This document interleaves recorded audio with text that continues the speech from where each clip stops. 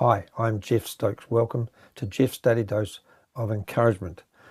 Today, I want to encourage you about Jesus, the Good Shepherd. In John chapter 10, I'm going to read from verse 10 down to verse 15, and this is what Jesus said about himself. First of all, he starts off and said, "The thief comes not but for to kill and to destroy. I am come that they might have life, and that they might have it more abundantly," they being those who believe in Jesus. And then he says, "I am the good shepherd. The good shepherd gives his life for the sheep. But he that is a hireling, and not the shepherd, whose own the sheep are not, sees the wolf coming, and leaves the sheep, and flees.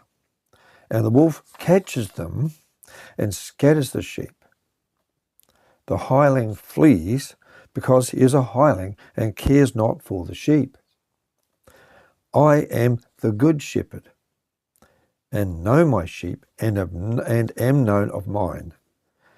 As the Father knows me, even so know I the Father, and I lay down my life for the sheep."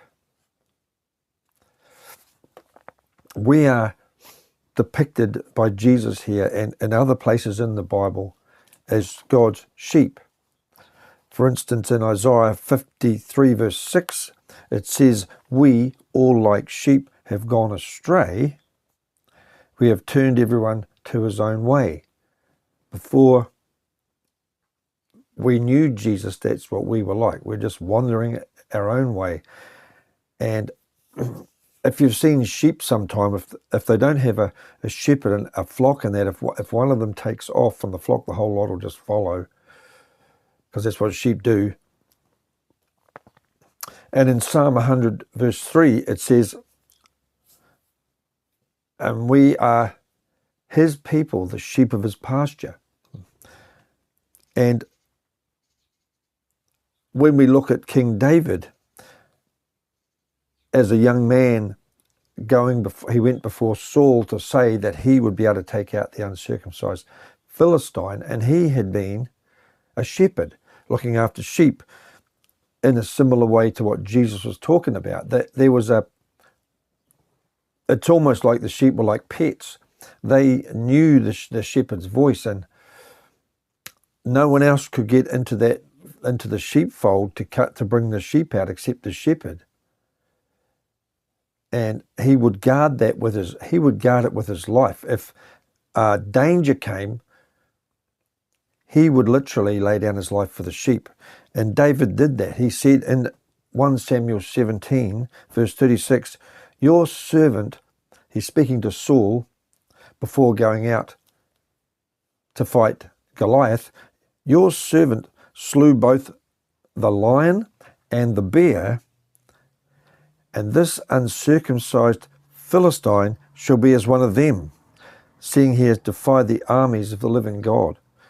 David literally, with his bare hands, fought off a lion and a bear, which are symbols of evil, symbols of evil forces of the devil, who are coming to rob, kill and destroy, coming to rob and kill the sheep and destroy them.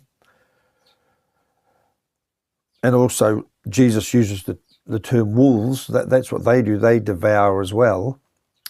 But the true shepherd, David, put his life on the line for real woolly sheep and defended them against the lion and the bear. And he also laid down his life for the people of Israel, because he was anointed to be king. And he is a type of Jesus Christ, who also went out and defeated Goliath and slew him. And Jesus Christ is the same. He is the good shepherd. We know David sinned, but Jesus never sinned. He's the good shepherd, and he laid down his life for us by defeating the giant. He defeated the devil. He defeated all principalities and powers. And therefore, that's why he's the good shepherd. He literally laid down his life for us. for his sheep, was crucified, and 3 days later rose again from the dead, so that he could defeat the very enemy that was coming and was devouring us. If you don't know the Lord Jesus Christ, if you confess with your mouth the Lord Jesus and believe in your heart that God raised him from the dead, you will be saved. And then you, instead of wandering your own way, can follow the Good Shepherd, the only one that can be trusted and who has laid down his life for you. God bless you. Have a great day.